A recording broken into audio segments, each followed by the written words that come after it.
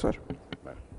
Muito obrigado a todas e a todos. Um grande gosto aqui regressar a este lugar, à Ordem dos Advogados de Portugal, também a esta sala, realmente que é lindíssima, sala nobre, e, portanto, sintam-se todos cumprimentados, também a quem nos acompanha à distância pela Justiça TV, e só posso agradecer este convite, amável convite, que me foi dirigido pela Associação dos Advogados Sem Fronteiras da Língua Portuguesa e, portanto, por isso, cumprimento e saúdo o Dr. Jerónimo Martins, que é o Presidente da Direção, e uma vez mais aqui estou dizendo presente a um convite amável da sua parte. Também gostaria de cumprimentar a doutora Isabel Silva Mendes, também ilustre colega, que dirige estes trabalhos, e também uma saudação ao Sr. Embaixador da Palestina, que acabei de ouvir com muito gosto, e também à Sra. Doutora Maria Adelaide Pacheco, que comigo então partilham estas reflexões antes de passarmos a uma partilha dialogada, que eu acho que vai ser animada quando passarmos ao debate. Bom, aqui a minha perspectiva é mais uma perspectiva jurídica, não estou aqui em nenhuma posição de político ou até mesmo de comentador, mas reconheço que falar sobre este assunto é difícil, de facto é difícil. É difícil porque não temos sempre toda a informação, aquilo que nós sabemos é aquilo que nos contam e aquilo que é contado pelos meios de comunicação social. Sabemos que realmente há uma situação de conflito muito sério e muito grave, com violência, com feridos, com mortos, sabemos disso. Sabemos também que há todo um passado histórico, aliás que o Sr. Embaixador aqui descreveu muito bem, que antecede exatamente o conflito próximo que nos traz aqui, que começou em 7 de outubro, e sabemos muitas vezes que as emoções vêm à flor da pele, porque não é apenas aquele acontecimento naquele dia, naquela hora, mas aquele acontecimento trágico daquele dia, daquela hora, muitas vezes nos fazem lembrar a nossa inserção nacional, a nossa inserção linguística, a nossa inserção histórica.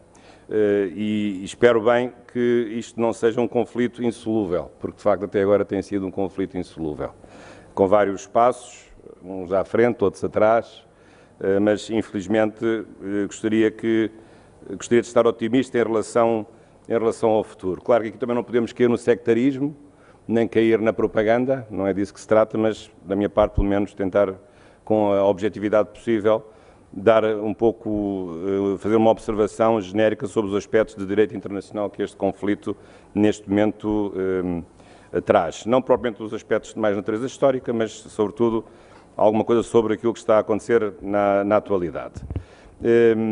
E claro que falar do ponto de vista jurídico ou internacional também implica que não me vá pronunciar nem por questões de natureza geopolítica, isso é outra disciplina, mais as relações internacionais, ou questões militares, se a estratégia militar e a tática estão a ser bem conduzidas ou mal conduzidas, ou outro tipo de intervenções. Portanto, mais natureza jurídica, porque é essa, digamos, a minha formação e é nesse diapasão que quero intervir. E, sobretudo, dizer uma coisa muito importante, aliás, o Sr. Embaixador já se referiu a ela implicitamente, que é, antes de tudo, fazer aqui uma profissão de fé no direito internacional público. Eu sei que há muitos que não acreditam no direito internacional público, até costumam zombar dizendo que o direito internacional público é como o Pai Natal, toda a gente fala dele, mas ele não existe, mas eu acho que o direito internacional público existe. Existe, vai existindo, às vezes com mais força, outras vezes com menos força, mas vai existindo. Aliás, por isso também cumprimento os meus alunos que aqui estão de Direito Internacional Público, foram convidados a Faculdade de Direito da Universidade Nova de Lisboa e julgo também algum da Universidade Autónoma de Lisboa, porque realmente esse direito existe, é um direito difícil, porque é um direito de coordenação de soberanias dos Estados, mas hoje não só os Estados, como se imagina, não tem a mesma intensidade e não tem a mesma perfeição que tem um direito estadual, que é assistido por uma máquina poderosa que é o chamado Estado.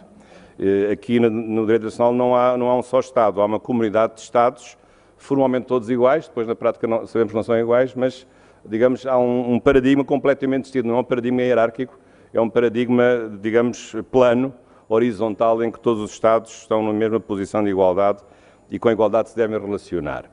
Mas julgo que o direito internacional não é pelo facto de ser violado que ele deixa de o ser. E a verdade é que, olhando para trás, nós temos vindo a observar um conjunto de conquistas graduais no direito internacional. Penso que o século XX é a prova disso, por comparação quer com o século XIX, quer com o século XVIII. No século XX tivemos coisas fantásticas que nunca tínhamos imaginado que pudéssemos ter. Direitos humanos, por exemplo, embora após a Segunda Guerra Mundial, foi realmente uma coisa trágica, ou a proteção dos asilados políticos, ou a proteção humanitária, que já vem do século XIX, precisamente do movimento da Cruz Vermelha Internacional, ou já agora com as Nações Unidas, e que também tem a ver com a Palestina, o princípio que foi finalmente posto em prática da autodeterminação dos povos. Foi uma das grandes conquistas da Carta das Nações Unidas, que não existia no tempo da Sociedade das Nações, precisamente, em que o colonialismo era considerado uma coisa normal, ou quase normal. Portanto, o direito internacional tem feito um grande progresso, grandes progressos, a meu ver. Também no âmbito daquilo que nós chamamos do direito internacional da segurança. E, portanto, julgo que acho que não podemos baixar os braços e devemos analisar as questões do ponto de vista do direito internacional, até porque o direito não se mede necessariamente pela força ou pela capacidade de se impor pela força. O direito em si já é uma força de substância, é a força da justiça. E, portanto, não é a justiça da força, mas é a força da justiça. Isso é que é o direito. E, portanto, o direito impõe normas, comportamentos de dever ser. E, portanto, se essas normas existirem, já é um primeiro passo. Até porque nós sabemos que na vida organizada, de todos os dias, nós cumprimos o direito, embora muitos de nós não nos possamos aperceber disso, mas o nosso dia, quando começa e quando acaba, nós cumprimos praticamente todas as normas jurídicas que aplicamos durante o dia em quase 100%, tirando algum insulto ou tirando alguma desobediência a um polícia que nos mandou parar, se nós não tivéssemos parado, mas nós durante o dia cumprimos 100% as 30 ou 100 normas jurídicas que nós aplicamos nesse dia. Portanto, o direito, para existir e para ser aplicado, não precisa de força. O direito, genericamente, é cumprido, é obedecido voluntariamente, porque as pessoas acham que esse direito está certo, porque esse direito é adequado para regular o conflito social, para estabelecer regras de boa convivência coletiva. Claro que assim no direito internacional não será tanto. Os casos de desobediência ao direito internacional são casos, realmente, em muito maior grau do que aquilo que sucede no âmbito do direito estadual e do direito nacional. Bom, mas eu gostaria agora de referir, talvez aqui, 3 perspectivas da aplicação do direito internacional, tomando por base este conflito israelo-palestiniano, e digamos nas suas características atuais. E o primeiro aspecto é a existência de 2 Estados. Penso que aliás, isso foi referido pelo Sr. Embaixador, e penso que esse é que é o pressuposto que nós nunca podemos deixar de esquecer. As coisas foram organizadas nesse sentido do direito à existência de 2 Estados. É verdade que isso, ao longo da história, foi mudando com invasões territoriais, avanços e recuos.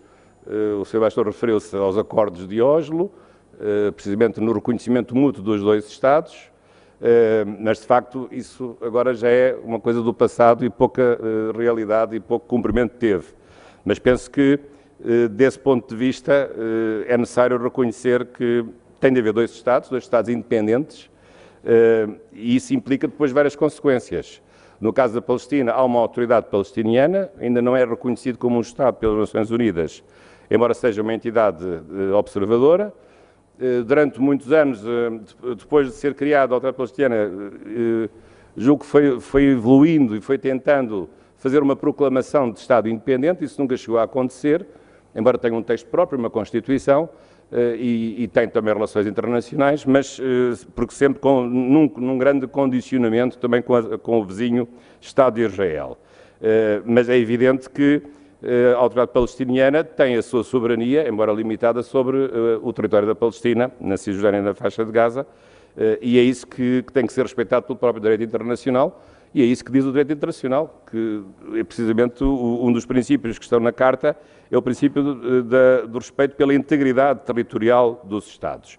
E no caso da Palestina, há ainda uma razão acrescida, é que precisamente a existência de um Estado palestiniano corresponde precisamente ao cumprimento do princípio da autodeterminação dos povos. Porque neste caso a Palestina tem uma identidade própria, uma identidade cultural e uma identidade religiosa, assim como também Israel tem a sua identidade, naturalmente, e, portanto, julgo que a existência do Estado da Palestina é necessário do ponto de vista até do cumprimento do princípio da autodeterminação dos povos, que depois, ao longo da história, teve várias maneiras de ser aplicado. Muitas vezes os Estados tornaram-se independentes sem haver uma auscultação do seu próprio povo, da sua nação, mas isso houve várias experiências diferentes, mas julgo quanto a isso, não há nenhuma dúvida de que essa autodeterminação tem que ser reconhecida. E, sobretudo, num contexto de paz, porque também outro princípio que está na Carta das Nações Unidas, o artigo 2º, é o princípio segundo o qual os conflitos devem resolver pela via pacífica e não pela violência. E, portanto, a violência é sempre contrária ao direito internacional e é sempre contrária ao nascimento dos países que devem nascer numa situação de paz. Portanto, isto é, digamos, o enquadramento jurídico. Claro que nós olhamos agora à realidade e verificamos aquilo que foi aqui dito, da difícil ou quase impossível coexistência de dois países, lado a lado, embora, apesar de tudo, a existência hoje da autoridade palestiniana, ou durante um certo tempo, foi uma luz de esperança, mas, de facto, a sua capacidade de intervenção internacional e a sua capacidade de ocupação de espaço tem vindo a ser realmente reduzida progressivamente por vários fatores, um deles foi aqui referido, precisamente pela política de ocupação de assentamentos na zona da Cisjordânia, sobretudo. E, portanto, esse é que é o problema que está em cima da mesa e de facto, as Nações Unidas têm que partir desse pressuposto do reconhecimento da autodeterminação e do reconhecimento ao direito à integridade territorial dos países, à sua independência, digamos, política, podemos dizer assim. Independência política significa independência territorial. Independência em todos os sentidos, portanto, a capacidade e a liberdade de ação e de autoproteção do seu território e dos seus cidadãos. Mas, manifestamente, isso não está a acontecer. Bom, este é um primeiro aspecto. Depois há uma outra dimensão que eu gostaria de referir, que se diz respeito a uma parte do direito internacional da segurança, que é o direito dos conflitos armados. Podendo resumir a questão do uso da força no direito internacional. É um tema clássico, como sabemos, já o Santo Agostinho ou até São Tomás de Aquino falaram disso, embora numa perspectiva, digamos assim, religiosa e moral, mas sempre foi um tema, talvez um dos temas mais importantes do direito internacional, de saber em que termos é que é possível ou é lícito ou não o uso da força para resolver conflitos internacionais. E lá está uma das maravilhas do direito internacional do século XX, é que só no século XX é que chegámos à conclusão, chegámos à regra que hoje temos, que é a regra de que o uso da força está proibido, está genericamente proibido. Há uma proscrição geral do uso da força. Mas não foi fácil chegar lá, porque primeiro chegou-se por uma convenção chamada Drago-Porter, em 1907, foi uma conferência na Haia sobre o direito humanitário, em que uma das convenções era uma convenção curiosa, que dizia o seguinte: os Estados podem usar a força livremente, portanto ainda não estava decretada a proibição do uso da força, mas não podem usar a força para fazer a cobrança de dívidas contratuais, ou seja, os Estados não podem usar um tanque como cobrador de fraco para cobrar as dívidas de outro Estado. Portanto, foi já um primeiro sinal da limitação do uso da força, a Convenção Drago-Porter, 1907.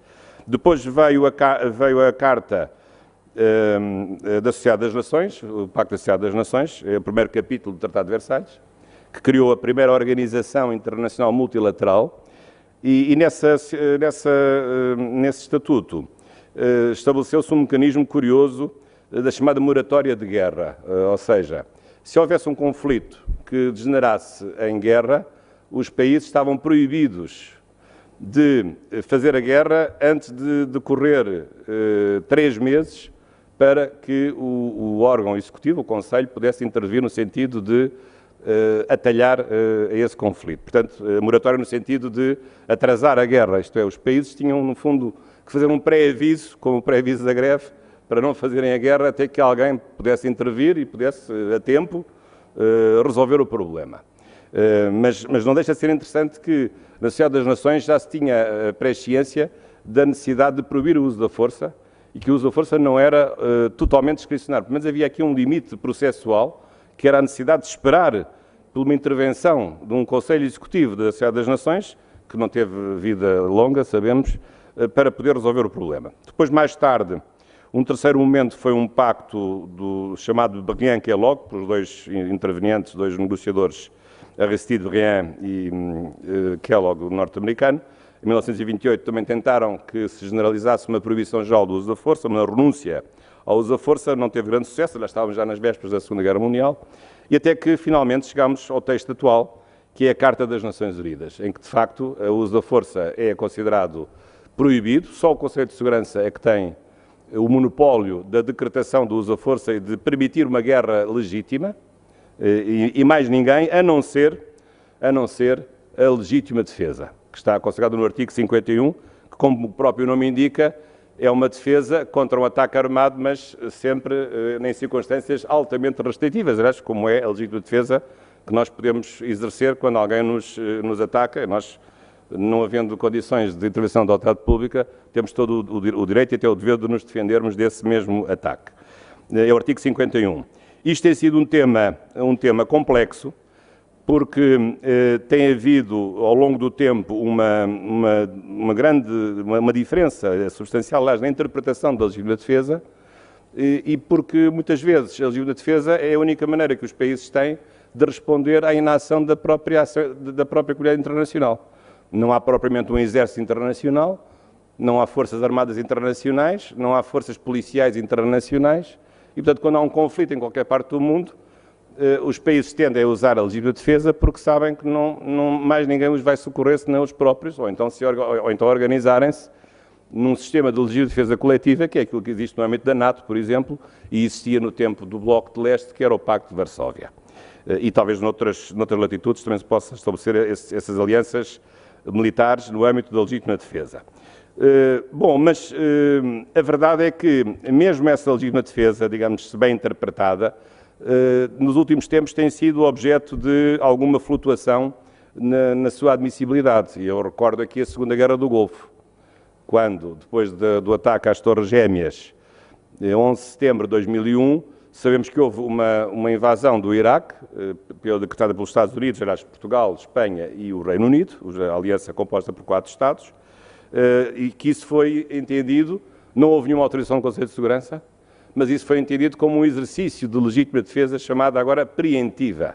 E, portanto, a legítima defesa que está na Carta, no artigo 51, pode ser uma legítima defesa contra uma agressão atual, isto é, que está a exercer-se, pode ser uma agressão iminente, portanto, a legítima defesa preventiva, mas também uma legítima defesa contra algo que ainda não está iminente, mas pode estar dali a 1 ano, ou 2, ou 3, ou 20, ou talvez no fim do mundo, não sei.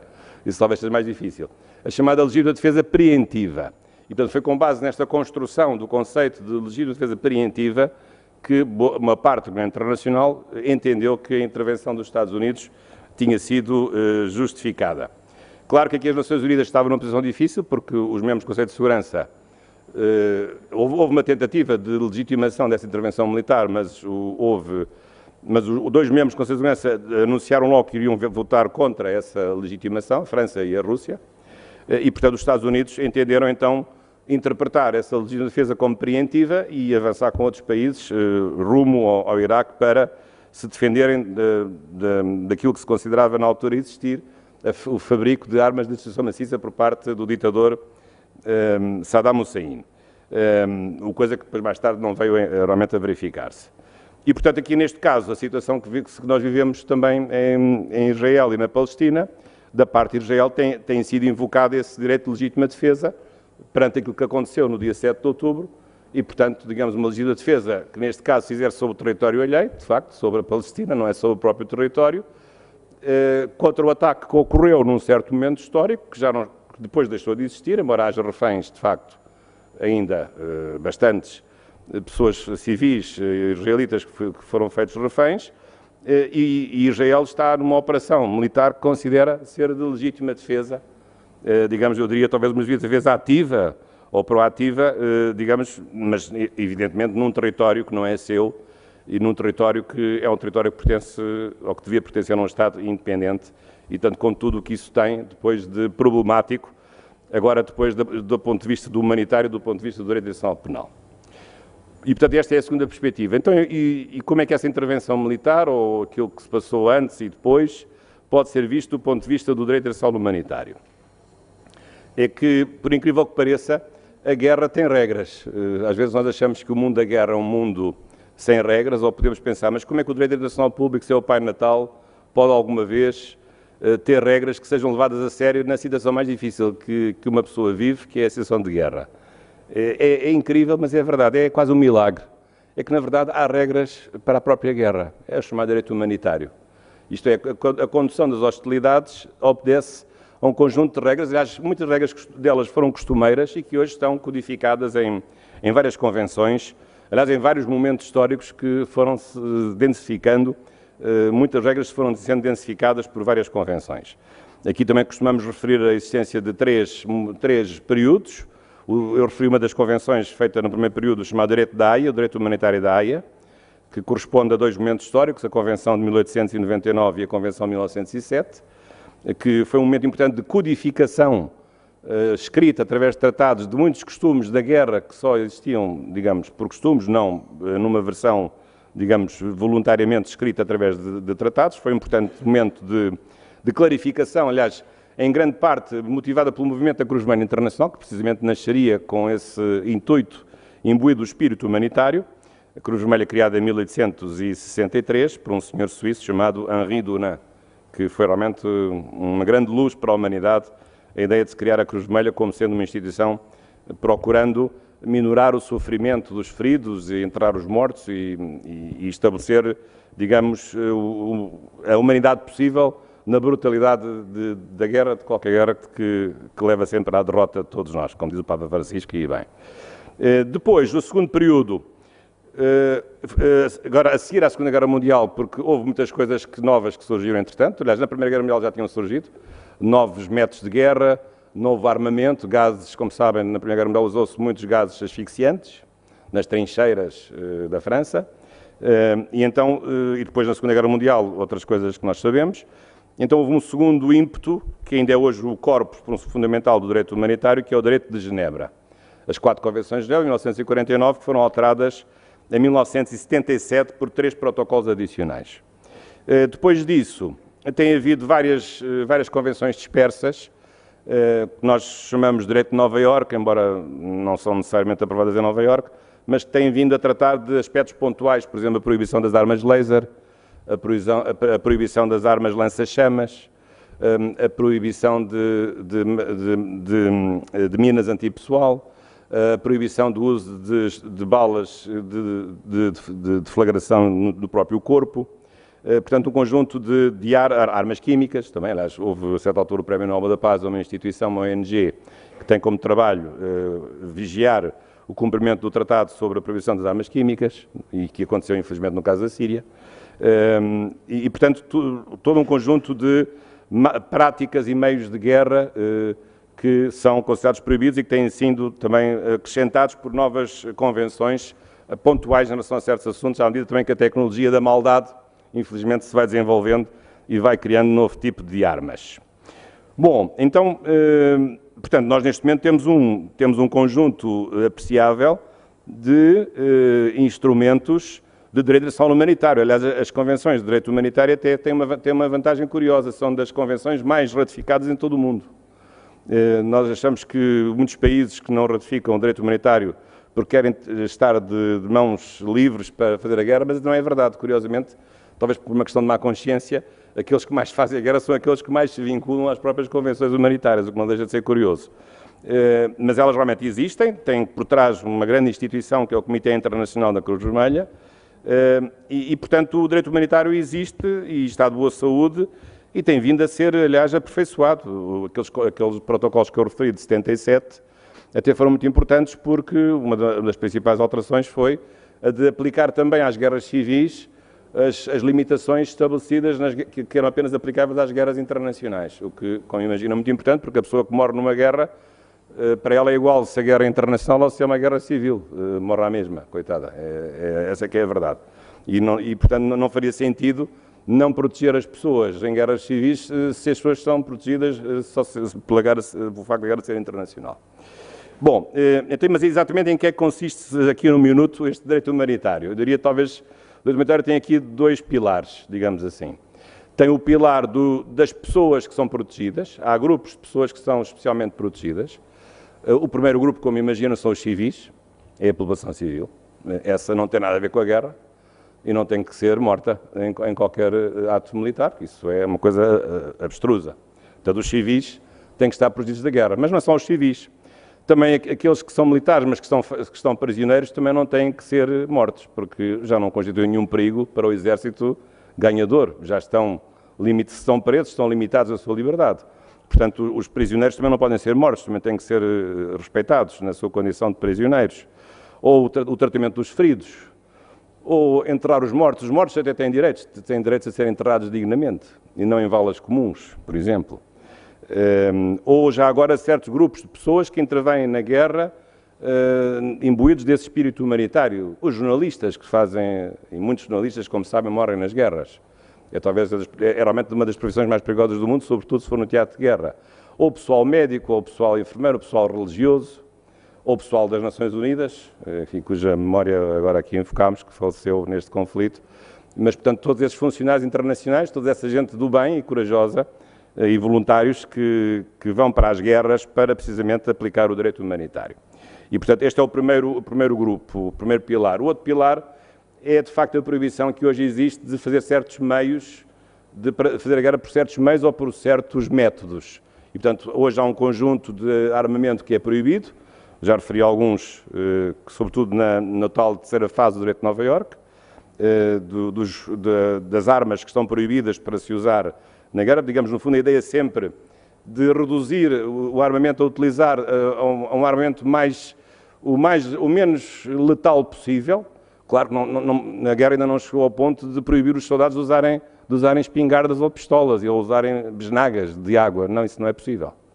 Mas é possível que não usem lança-chamas, ou que não usem armas laser, ou que não usem granadas, ou que não usem balas de fragmentação no próprio corpo. Portanto, possam usar a força, letal muitas vezes, com certeza, mas minorando o sofrimento que isso pode causar no que respeita à pessoa que é objeto dessa mesma guerra. Portanto, esse é um dos aspectos. Outros aspectos são os métodos de guerra. Aqui há uma distinção curiosa que as convenções de Genebra fazem, não me levem mal assim um pouco com alguma graça, mas que não é humor negro, que é um pouco esta distinção que as convenções de Genebra têm entre o método que é proibido, que é, portanto, neste caso, a perfídia, mas já não é proibida a astúcia como método de guerra. Portanto, uma coisa é a perfídia, é um ato perverso, é um ato enganador do adversário.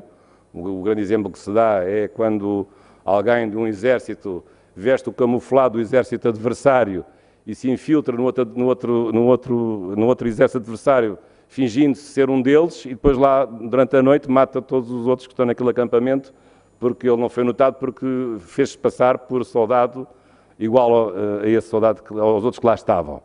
Essa pessoa que faz isto comete um crime de guerra, como é evidente. Usou da perfídia para matar os adversários, fingindo-se passar por um dos seus companheiros. Agora, a astúcia não é proibida, mas a astúcia não é perfídia. A astúcia é o quê? Pôr uma armadilha, o blindado vai a passar e cai num poço, ou uma emboscada, isso não é proibido, mas a perfídia é proibido. Claro, depois na prática podemos ter dúvidas sobre onde é que acaba a astúcia e começa a perfídia. Lá já temos essa dúvida nas relações pessoais e políticas, agora imaginem como é que essa dúvida se vai desenvolver no que respeita, digamos, nas relações militares.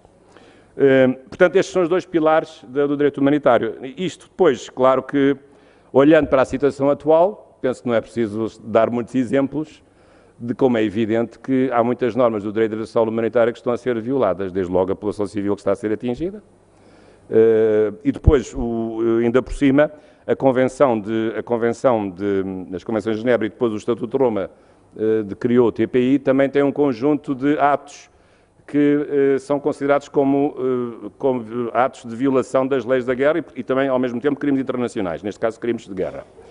Quais são esses atos? Por exemplo, a tomada de reféns é um deles, privar uma população de alimentação também é, deportar pessoas, esterilizar, por exemplo, mulheres à força, separar pessoas, enfim, há uma lista enorme, os artigos 8º e 9º e 7º do Estatuto de Roma, do TPI, tem lá tudo.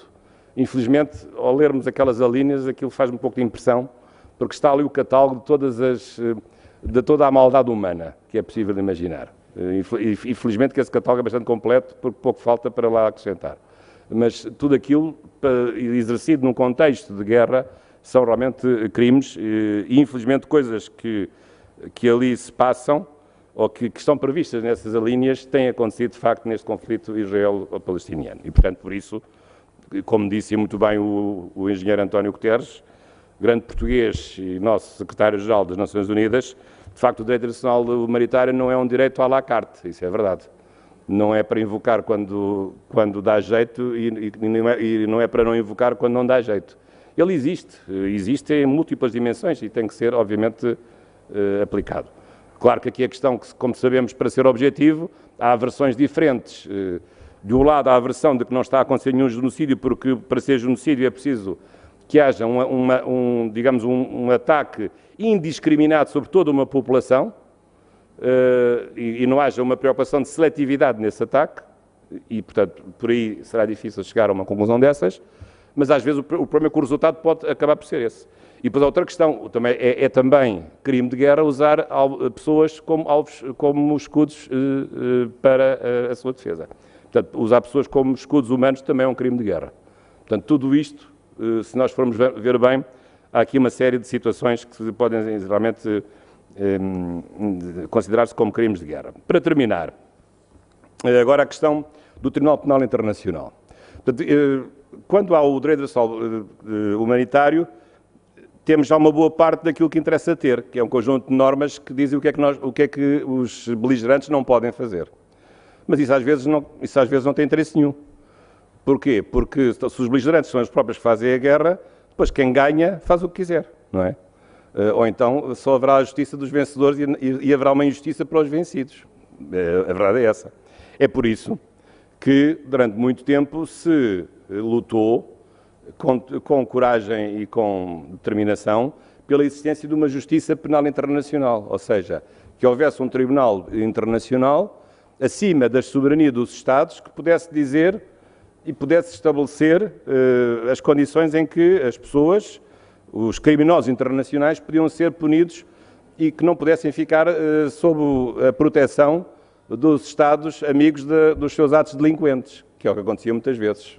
Tantas pessoas, oficiais nazis, que fugiram para a Argentina, já que falamos da Argentina, ou para o Chile, ou para o Brasil, nunca mais ninguém pôs os pés, nunca mais ninguém os viu. Mas, portanto, precisamente a justiça internacional significa que os Estados muitas vezes não são bons a administrar a justiça internacional, sobretudo a justiça penal internacional. E então é sempre bom ter um tribunal que seja independente e esteja acima dos Estados com esses poderes. Não vou agora aqui, porque o tempo está a escassear, mas houve aqui várias fases, mas eu talvez só recordasse, agora estamos na quinta fase, que é de facto a existência do TPI, aprovado pelo Tratado de Roma em 1998 e entrou em vigor em 1 de julho de 2002, e antes disso houve duas experiências traumáticas, porque houve realmente 2 genocídios gigantescos, que foi a criação de 2 tribunais, respectivamente, o caso da ex-Jugoslávia, com o genocídio na Bósnia-Herzegovina, e no caso do Ruanda, também, em que foram mortos 800 mil Tutsis pela tribo Hutu, portanto ainda foi pior. E isso deu origem a 2 tribunais penais internacionais ad hoc, mas depois, por causa disso mesmo, entendeu-se que era necessário criar não tribunais ad hoc, mas tribunais permanentes, neste caso um tribunal permanente, o Tribunal Penal Internacional com sede na Haia, que está a funcionar desde 2002, como vos disse. Aliás, cujo tema, agradeço à doutora Isabel Silva Mendes ter feito referência do tal livro que eu publiquei. Bem, essa justiça internacional, esse acordo de Roma, Estatuto de Roma, foi feito com alguma dificuldade, eu diria com alguma inabilidade. É um tratado que não admite reservas, e portanto não admite reservas, já se está mesmo a ver que muitos países que já, quanto à ideia em si, já teriam dificuldade em aceitá-la, agora sem reservas é que não aceitam nada. E portanto, e assim, claro que os grandes países ficaram de fora da justiça do TPI, os Estados Unidos, a Rússia, a China, não aceitaram. Embora a Europa tivesse dado o exemplo, da Europa toda ratificou o TPI e, ao contrário do que dizem na África, a África hoje tem 55, a África penso que 29 países ratificaram o TPI, portanto, mais ou menos 2/3. Penso que alguns terão saído nos últimos tempos, mas pelo menos quase 2/3 dos Estados africanos ratificaram o TPI. Depois, como é que as coisas funcionam? Realmente há um conjunto, há dois conjuntos de crimes, são os crimes contra a humanidade, um deles que é destacado é o crime de genocídio, e são os crimes de guerra. Portanto, crimes de guerra são todas essas práticas que eu referi, são as violações mais graves das leis da guerra. E alguns exemplos eu dei. Os crimes contra a humanidade é o crime de genocídio, são aqueles crimes que, não sendo cometidos no contexto da guerra, mas têm os mesmos efeitos, de destruição de um povo, de pessoas, de tortura de pessoas, etc., no âmbito, digamos, de uma escala internacional. As penas previstas são até 30 anos ou prisão perpétua. Como sabe, muitos países depois não têm prisão perpétua e por isso tiveram dificuldade em aceitar este estatuto. E, por outro lado, esta justiça, ao contrário do caso dos tribunais ad hoc da Jugoslávia e do Ruanda, esta justiça não é exclusiva, mas é subsidiária, é complementar. Isto é, só há justiça penal internacional se os países não puderem ou não quiserem julgar a pessoa que é suspeita da prática desses crimes.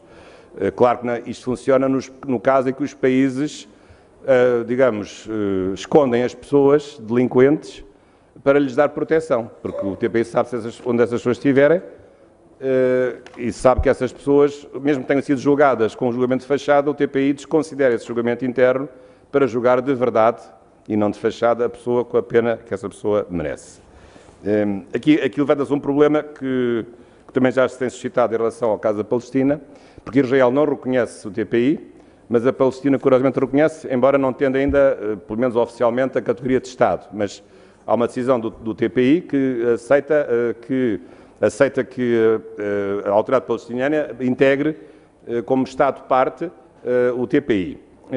Mas eu acho que esta questão de saber se Israel está ou não está a aceitar, ou a Palestina se aceita ou não aceita, até acaba por ser pouco relevante, porque aqui é preciso distinguir duas coisas. Uma coisa é a competência para julgar crimes internacionais em função do lugar onde os crimes foram praticados. Ora, aí não há nenhuma restrição. O TPI tem a chamada competência universal.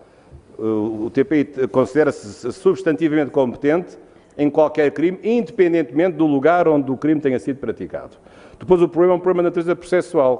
Claro que é sempre competente, mas se a pessoa está num Estado que não aceita a jurisdição, o TPI não pode obrigar a pessoa a fazer a entrega desse suspeito à sua guarda. E então, quanto à matéria de vincular o Estado, como é que isso depois na prática funciona? Há três maneiras possíveis. Claro, a quarta maneira é não poder vincular, não é? Isso é a pior das maneiras. Mas as três maneiras possíveis são: ou o Estado ratifica, e portanto é de pleno parte do TPI e sempre que recebe uma ordem de entrega é obrigado a entregar e a colaborar com o TPI, portanto com a investigação que o TPI fizer. Depois, uma segunda possibilidade é o Estado apenas aceitar a jurisdição do TPI para certos crimes específicos e durante um certo tempo pode, isto é, não quer fazer parte do Estatuto, mas aceita temporariamente para certos efeitos a sua jurisdição. Ou então a terceira possibilidade foi aquela que permitiu precisamente perseguir o antigo Presidente do Sudão, o Sr. Bashir. A terceira possibilidade é a decretação pelo Conselho de Segurança das Nações Unidas da imposição coerciva da jurisdição do TPI sobre um país que não a quer aceitar, relapso, invocando que essa medida é necessária ao abrigo do capítulo 7º da Carta, que é o abrigo da ruptura da paz e da segurança internacionais. Portanto, nesse caso, os 5 países permanentes do Conselho de Segurança puseram-se de acordo para autorizar o TPI a exercer a sua justiça sobre um Presidente da República do Sudão, como sabem, e depois mais tarde levou à separação do Sudão em relação ao Sudão do Sul em relação ao Sudão. Mas, portanto, são estas as três possibilidades. Claro que isto agora depois depende da colaboração dos Estados. O TPI não tem propriamente um exército, não tem uma polícia própria, pode julgar com certeza, tem a sua sede na Haia. Os que forem condenados ficam lá, podem ficar no estabelecimento prisional que se associe às atividades do TPI, mas claro que a sua intervenção depois depende sempre da colaboração dos Estados. E, portanto, sei que penso que o Procurador até tentou entrar na faixa de Gaza, mas não conseguiu. E tem havido, realmente, há várias investigações em curso que envolvem Israel, também no que respeita à prática de crimes internacionais. Mas, para terminar mesmo, eu acho que estes tempos são tempos difíceis, são tempos duros, mas eu acredito que estamos perante uma quinta geração de direitos fundamentais. Ora, e um desses novos direitos, fala-se hoje muito no direito à água, até no direito ao ar, no direito aos recursos naturais, etc., que é os direitos no âmbito digital também, porventura, é uma nova realidade, mas mais do que isso é o direito à paz. Acho que nós temos que acreditar que é um direito à paz. Não há só um direito à segurança interna na comunidade política onde nós vivemos, mas há também um direito à paz. Aliás, o grande filósofo que o defendeu, num pequeno célebre livro, Immanuel Kant, sobre a paz perpétua, em que tentava mostrar os pressupostos da existência do mundo sem paz, sem guerra, um mundo com paz. Parece que é difícil chegar lá, mas ainda continuo a acreditar que é o nosso dever, é procurar, com a nossa ação, com a nossa opinião, com aquilo que nós somos e os meios que temos, procurarmos essa paz. E, portanto, continuo a acreditar que pode haver um direito à paz e espero bem que essa paz também chegue, neste caso, ao Médio Oriente. Muito obrigado pela vossa atenção e parabéns pela iniciativa.